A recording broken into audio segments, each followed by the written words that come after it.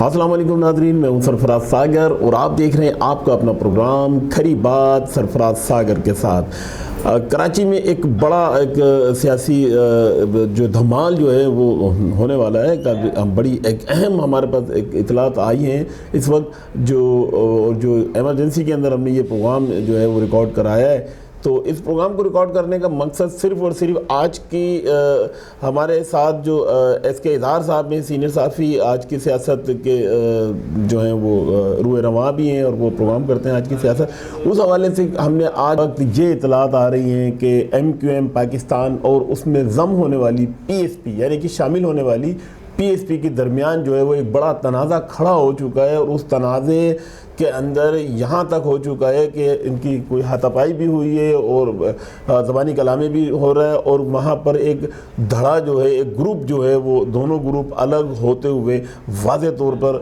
नज़र आ रहे हैं। तो क्या कहेंगे आप कि पाकिस्तान MQM पाकिस्तान और PSP जो आपस के अंदर एक साथ इन्होंने गठजोड़ किया था, उसके बाद से इनका सिलसिला चला लेकिन कुछ अर्सा रहा और उसके बाद फिर ये चौराहे पे जो है वो साजे की हांडी फूटती हुई नज़र आ रही है। क्या ख्याल है साहब आपका? जी सरफराज साहब, आपका सवाल बहुत अहम है और हसास नौइयत का है सियासी तौर पर। लेकिन हसास इसलिए में करार दिया गया कि ये जो आप कहा ना कि हांडी फूट गई, ये तो बहुत पहले फूट गई थी। अब हमको पता था ये जो शख्स बड़ों को बड़ा ना माना ये हुई नहीं आपस में। यही PSP के सरबराह और रवा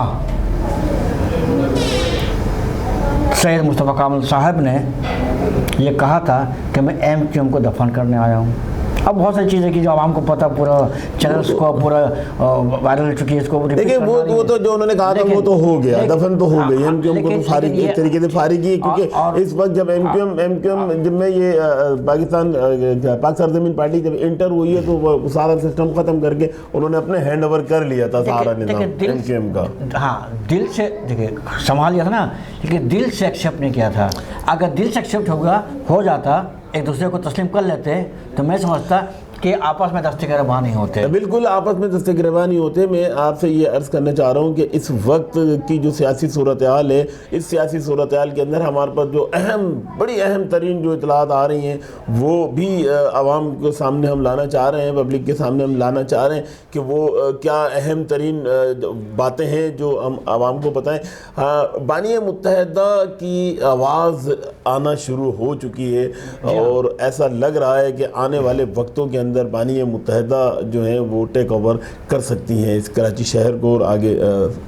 जी आपका जो अपना तज़किया है, जो अपना सोच है, और अल्हम्दुलिल्लाह मैं भी ये समझ रहा हूँ आवाम भी मतलब कि सोच रही है और सोचने में मजबूर है कि मुत्तहदा बानी के ही कंट्रोल ही से सारा कराची कंट्रोल हो सकता है। शासी कारकुनान और जिम्मेदार जो रहनुमा है और इलेक्टेड जो मतलब के MPs हैं, MNAs हैं, ये जो भी जिस लेवल के पॉलिटिकल हेड हैं वो कंट्रोल उनको आसानी कर सकते हैं। बानी मुत्तहदा ने इस्टेब्लिशमेंट से कल जो मैंने देखा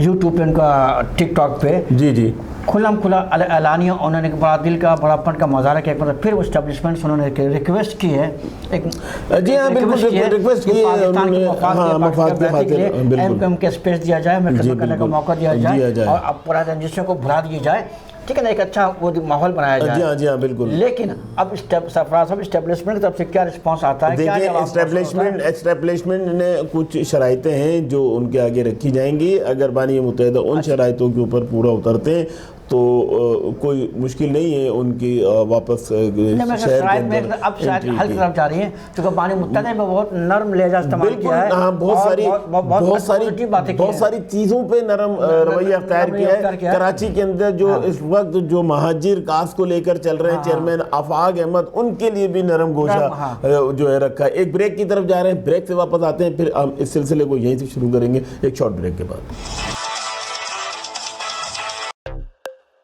सामने इतना जबरदस्त डिजाइनर बुटीक बन गया है यार, अब हमारा बुटीक बंद। देखो हमारे शाइनी बाल क्या कह रहे हैं, इनकी तरह हम भी खूब शाइन करेंगे, चाहे धूप हो या पसीना। Sunsilk black shine vitamin E के साथ दे बालों को ग्लॉसी कोटिंग और ग्लास शाइन आपकी बुटीक हर तरफ शाइन कर रही है। खूब शाइन करेंगे, क्लास शाइन करेंगे।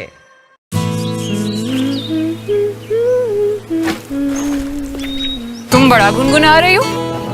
इसकी सफाई के गुण गा रहे हैं। पहला गुण लीमू, जो कपड़ों की गहराई में जाके मैल खींच निकाले। दूसरा गुण इसकी खुशबू, जो दे सफाई का महकता एहसास।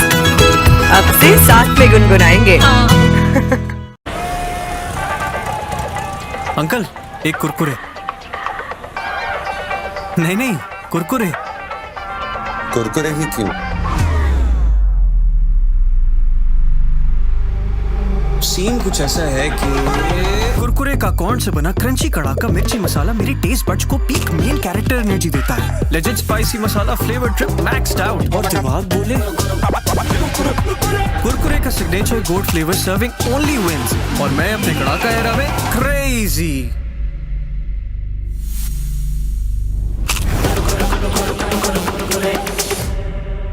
ऐਵੇਂ तो नहीं ना फिर।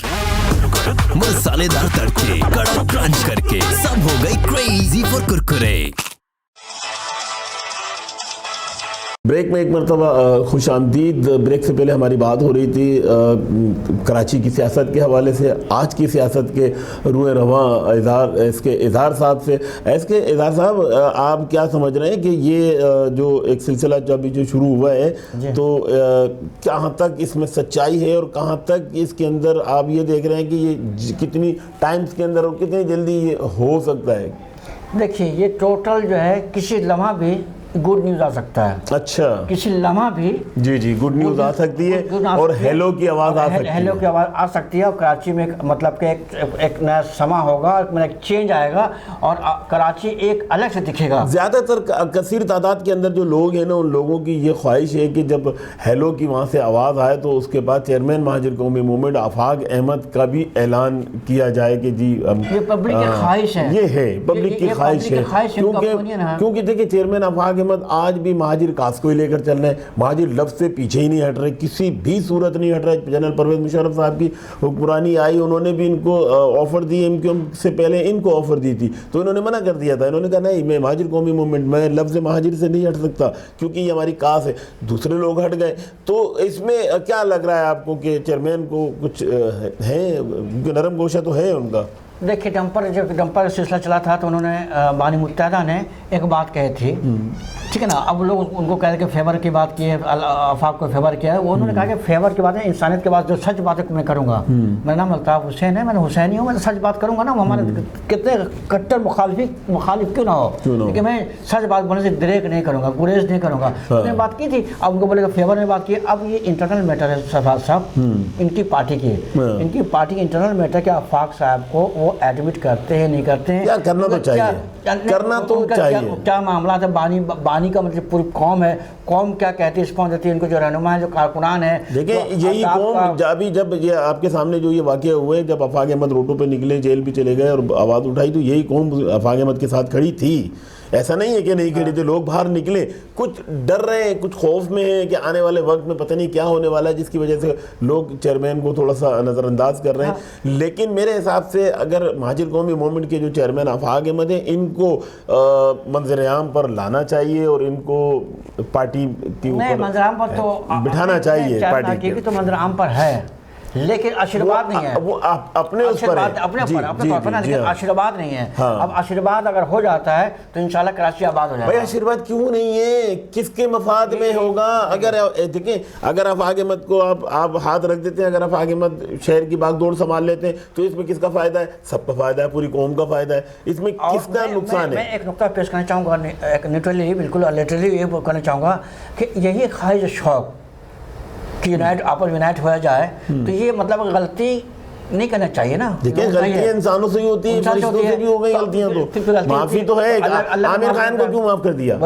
आमिर खान को क्यों माफ करके मरकज के अंदर बिठा दिया भाई आपने? ये भी एक्सक्यूज कर ले।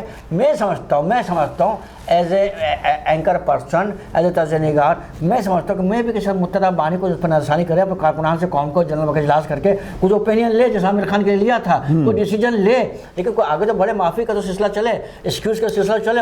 एक्सक्यूज़ का सिलसिला तो चला हुआ है, आज तक आफाक अहमद साहब यही कहते हैं कि जी मेरा अल्ताफ साहब से कोई जाती झगड़ा नहीं है, कोई मेरी लड़ाई नहीं, नजरियाती लड़ाई है, नजरियाती बातचीत है, हम वो बैठ के भी हल कर सकते हैं। तो बोलिए 10 दफा बातें पूछ चुकी है कि जब अगर ये महाजिर कॉज पर आ जाए, बानी मुत्तहदा एयरपोर्ट सबसे पहले वेलकम मैं करूंगा, ये भी स्टेटमेंट रिकॉर्ड करें। लेकिन जब हम आप एक लिटिल सहाफ़ी कितना सोच रहे, कौम सोच रही है, तो मुत्तहदा बानी है, उनके बड़े सेक्रीफाई अपनी जमात के लिए, अपने कारकुनान के लिए, अपने महाजिर कौम के लिए, मुस्लिम कौम के लिए, दिगर कौमियतों के लिए भी। देखिए कौम के लिए हमें, देखिए कौम के लिए बानी मुत्तहदा को बहुत कुछ अब अपने आप को बदलना होगा, उनको नीचे आना पड़ेगा। अब इस चीज़ से हटना पड़ेगा, उनको इस चीज़ से हटना पड़ेगा, ज़ाती अना को तोड़ना पड़ेगा, मुल्क के खातिर, इस मुल्क की आवाम के खातिर, इस कौम के खातिर वो काम इनको करने होंगे जिसमें इस महाजिर कौम का फ़ायदा हो, कराची की आवाम का फ़ायदा हो, शहरी इलाकों की आवाम का फ़ायदा हो।